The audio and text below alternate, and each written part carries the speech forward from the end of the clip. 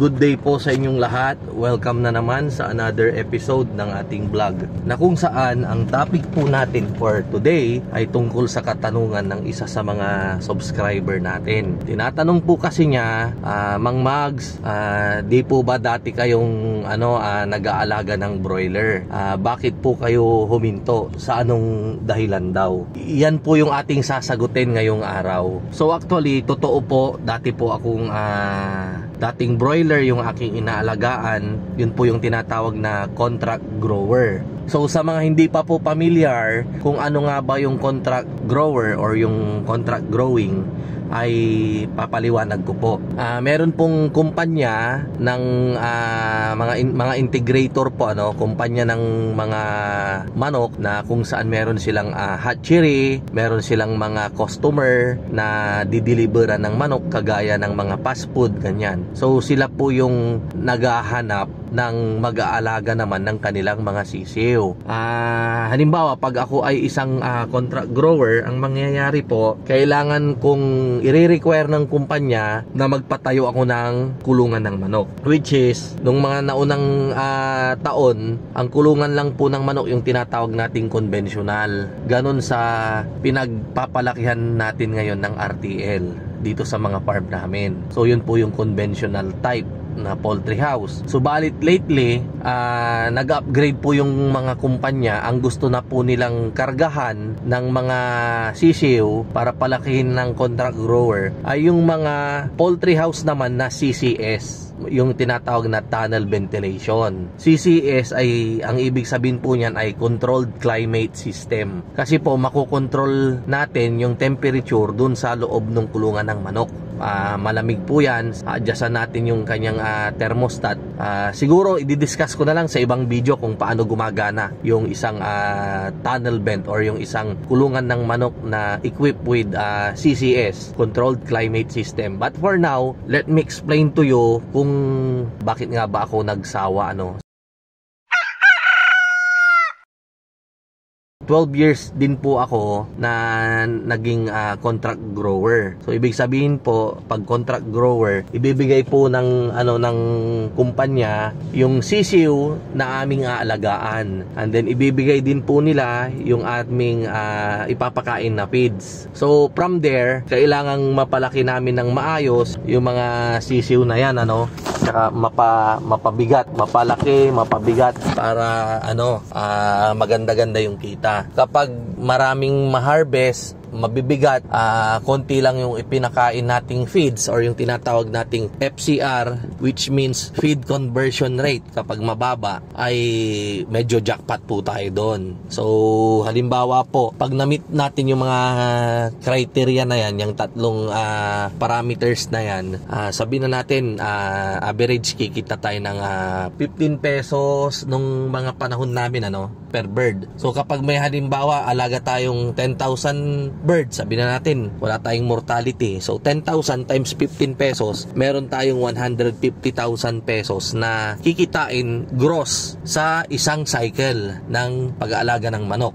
na broiler. Ngayon, kung makapag-alaga tayo ng 5 beses sa isang taon or kapag 6 na beses, ganyan po yung namin dati, mas maganda yung kikitain sana. Nung habang lumilipas yung panahon, nasasakal po yung contract grower. Yung kita po namin gross ay pababa ng pababa, naging 12 pesos, ganyan po. Yung 12 pesos po na yan ay mabuti lang sana kung yun na po yung net. Hindi po doon po natin kukunin yung mga operating expenses natin, kagaya ng kuryente, sweldo ng tao. Nung time na yon, maganda na yung pasahod sa tao kapag binigyan mo siya ng piso per bird. So ibig sabihin, kapag may alaga kang 10,000, dalawa silang mag-aalaga, meron silang tagli 5,000, aalagaan lang nila yon.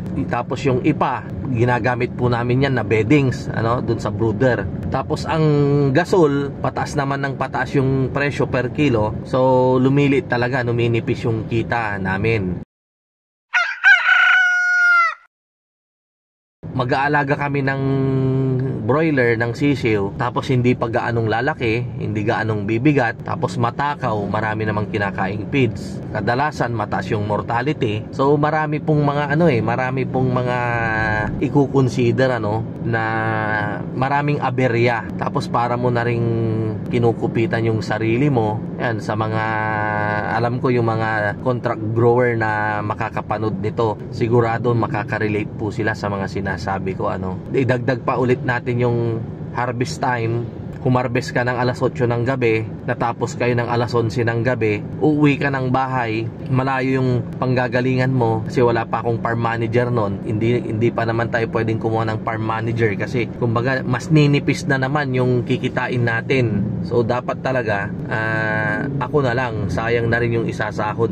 So minsan meron yung experience ko, natapos kami ng 11 PM, umuwi ako ng bahay, nakauwi ako ng mga alauna, kahiga ko lang, tatawag yung kumpanya, "Sir, meron po tayong additional harvest mamayang alas 4, 800 heads po." So ganon. So babalik na naman ako sa farm. Yung farm ko po 47 kilometers po away sa bahay ko. So biyabiyahin na naman akong ganon. Dagdag ulit dyan yung gasoline expenses. Kung susumahin po natin, siguro po ang malinis na lang na kita namin dyan sa mga nasabi ko na figures ay baka 4 pesos na lang po to 5 pesos net income. So napakanipis po. Hindi pa po dyan kasama yung, di po ba kapag nagpatayo tayo ng housing, kailangang mabawi mo rin yung kapital mo, di ba? So, paano ka makakabawi? Siyempre, yung kikitain mo, gagamitin din natin sa daily, natin, expenses. So, talagang sobrang nipis na. Sakitin pa yung mga manok natin, halos negative. Wala tayong macheke. Minsan, wala rin namang guaranteed fee. So, kapag lugi ka, talagang lugi. Wala kang chechekehin. And then, kapag hindi nag-perform yung grow natin, kapag hindi siya nag-perform, ang mangyayari na naman po, hindi tayo kakarga kaagad ng sisiw ng kumpanya. Dahil hindi nga tayo nag-perform. So, yung tinatarget nating 5 to 6 grow per annum, hindi po tayo makakapagkarga ng ganon. Baka 3 hanggang 4 lang yung cycle natin sa isang taon. So napakahirap po, napakahirap. Kukunin mo yung cheque, pupunta ka na naman ng Maynila, biyabiyahin mo naman yan nung mga panahon namin. Mabuti na nga lang ngayon kasi yung kumpanya naka na rin, yung cheque pwedeng ihatid na sa bahay mo ngayon.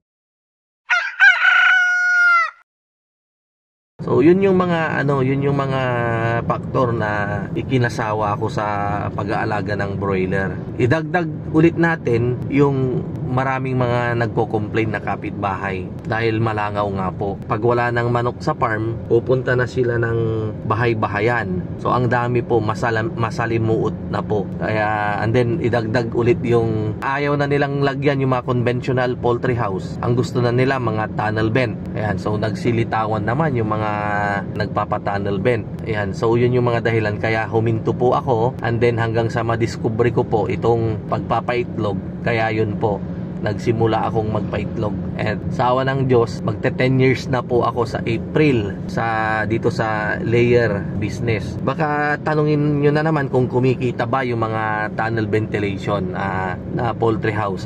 Atin namang i-discuss yan sa mga susunod nating video. Sana nabigyan ko kayo ng kasagutan sa inyong katanungan. Kita-kita po ulit tayo sa mga susunod nating vlog. Ito po ang inyong Kapitan Mugs na nagsasabing mabuhay po tayong lahat and God bless. Thank you po, thank you.